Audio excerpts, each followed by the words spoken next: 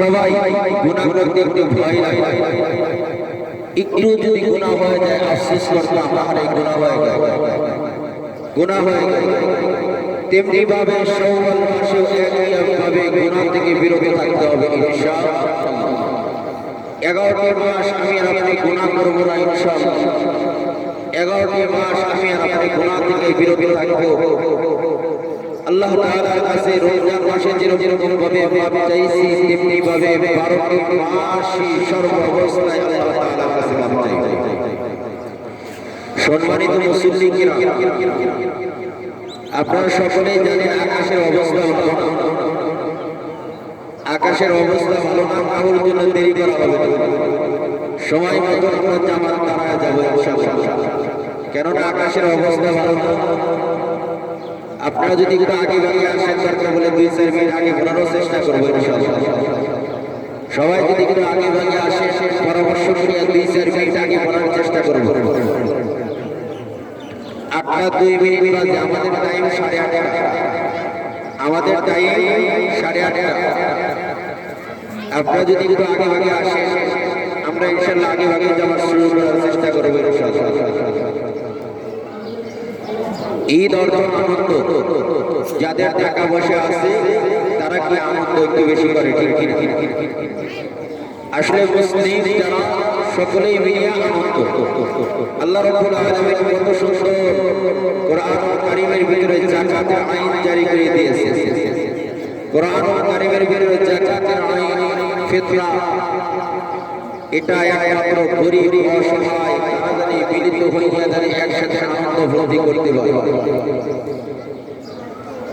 রমাদানের মুবারক মাস, আবার কুরবানি ঈদুল আযহা, ওই দিনে কুরবানির ব্যবস্থা করেছে। কেমন?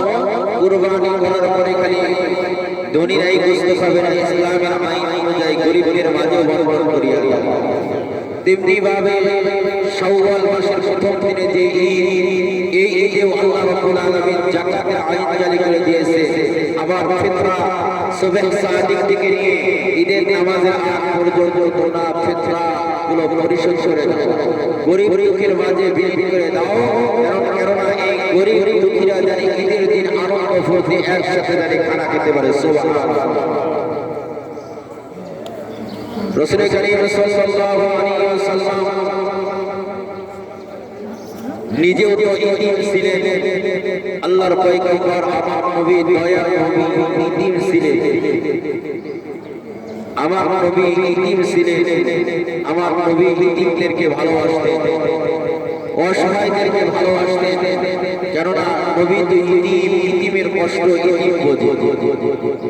ভাই আমরা ঈদের দিন আনন্দ তো করবই, আনন্দ ফুর্তি তো করবই। আমার বাড়ির পাশে যে ব্যক্তি অসহায় দরিদ্র গরিব তাদের মাঝে আমরা কিছু খাদ্য বিতরণ করে দিব। ঈদের দিন আমরা কিছু টাকা পয়সা দিব, ভাই তুমি কি খাইতেছো খোঁজ খবর নিব। আল্লাহর পয়গম্বর বলেন কোন ব্যক্তি যদি ইতিমের মাথার উপর হাত রাখে, ওই ব্যক্তি ইতিমের মাথার উপর হাত রাখলে তার স্বয়ং আমি মুহাম্মদ রাসূলুল্লাহ সাল্লাল্লাহু আলাইহি ওয়াসাল্লামের মাথার উপর হাত রাখলো। সুবহানাল্লাহ। আমার নবী তো জন্মগ্রহণ করার পরে দুনিয়াতে আসার পরে আমার নবী বাবাকে দেখে নাই, বাবার চেহারা কেমন। আমার নবী বাবার চেহারা দেখেন নাই, আমার বাবা কেমন। আমার নবী ইতিমদেরকে অত্যন্ত ভালোবাসত, মহব্বত করত। কারণ আল্লাহর পয়গম্বর স্বয়ং ইতিম, আল্লাহর পয়গম্বর ইতিমদেরকে বেশি বেশি মহব্বত করত, নিজের বুকে জড়াইয়া নিত। ইতিমদেরকে দেখলে, ছোট্ট বাচ্চাদেরকে দেখলে, ছোট্ট বাচ্চাদেরকে বুকে জড়াইয়া নিয়ে বলতো, বাবা আজকে থেকে আমি মুহাম্মদ তোমার বাবা হয়ে গেলাম। সুবহানাল্লাহ। আর যাদের বাবা নাই তারা বলতো, হে বাচ্চা তোর মতো কপাল আর কাউর নাই। কেননা ছোট্ট বাচ্চা আরেকজনকে বলতো, আল্লাহর পয়গম্বর আমার সামনে বললো তোরে ছেলে বানায় নিল। আমার বাবা যদি মৃত্যুবরণ করতো, আমি যদি পয়গম্বরের ছেলে হতাম, এর থেকে আনন্দ আমার দুনিয়ার ভিতরে কিছু নাই। তার মানে কি আল্লাহর ভয় করবা, ইতিমদেরকে মহব্বত করব। অনেক আমাদের সমাজে ইতিম আছে, ইতিম সন্তানদেরকে বেশি বেশি মহব্বত করব, বেশি বেশি ভালোবাসবো ইনশাআল্লাহ। যারা ইতিম তাদেরকে বুকে জড়াইয়া নেব, বাবা তোমার কি খাইতে মন চাচ্ছে, বাবা তুমি কি খাইবা, এই বলিয়া বুকে জড়াইয়া নেব। আমার নবী দয়ার নবী মুহাম্মদ রাসূলুল্লাহ সাল্লাল্লাহু আলাইহি ওয়াসাল্লাম দুনিয়ার ভিতরে আসার পরে আমার নবী দয়ার নবী মায়ার নবী দুনিয়ার ভিতরে আসার পরে বুধবার পরে দেখে বাবা নাই, বাবা আমার নবী দয়ার নবী মুহাম্মদ রাসূলুল্লাহ সাল্লাল্লাহু আলাইহি ওয়াসাল্লাম যখনই বাচ্চারা খেলাধুলা করে, আমার নবী বাচ্চাদের খেলাধুলা দেখে, বাচ্চারা খেলাধুলা করে, বাচ্চাদের খেলাধুলা দেখে। বিকেল বেলা আমার পরিবর্তন জনাবে মুহাম্মদ রাসূলুল্লাহ সাল্লাল্লাহু আলাইহি ওয়াসাল্লাম আসর নামাজের পরে বিকেল বেলা ছোট ছোট বাচ্চারা খেলাধুলা করে, আমার পয়গম্বর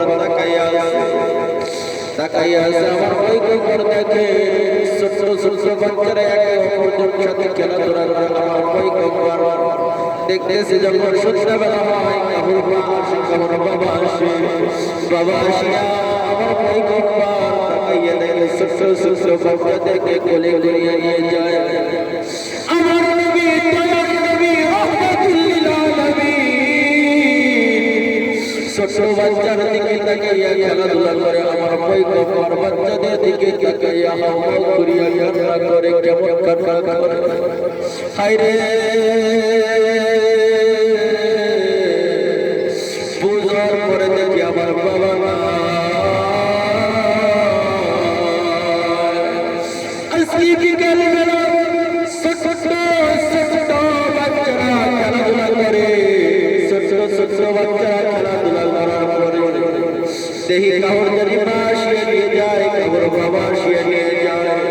কিন্তু আমার যদি বাবা থাকতো, অবশ্যই আমার বাবা আমাকে কাঁধে করিয়া নিয়ে যেত, বিকেল বেলায় যখনই ছোট ছোট বাচ্চাদেরকে তার বাবা কাঁধে করিয়া যখন বাড়ির দিকে নিয়ে যাওয়া হয়, আমার পয়গম্বর ছোট মানুষ আমার পয়গম্বর বাচ্চাদের দিকে তাকাইয়া হাওয়া করিয়া কান্না করে। ও আল্লাহ, ছোটকালে দেখলাম আমার বাবা নাই, বুঝবার পরে জানলাম আমার বাবা, আমি যখন বার করবে ছিলাম তখন থেকে আমার বাবা দুনিয়া থেকে চলে আসছে। জনাবে মুহাম্মদ রাসূলুল্লাহ সাল্লাল্লাহু আলাইহি ওয়াসাল্লাম বাড়িতে আসিয়া মাকে যাইয়া বলে, মা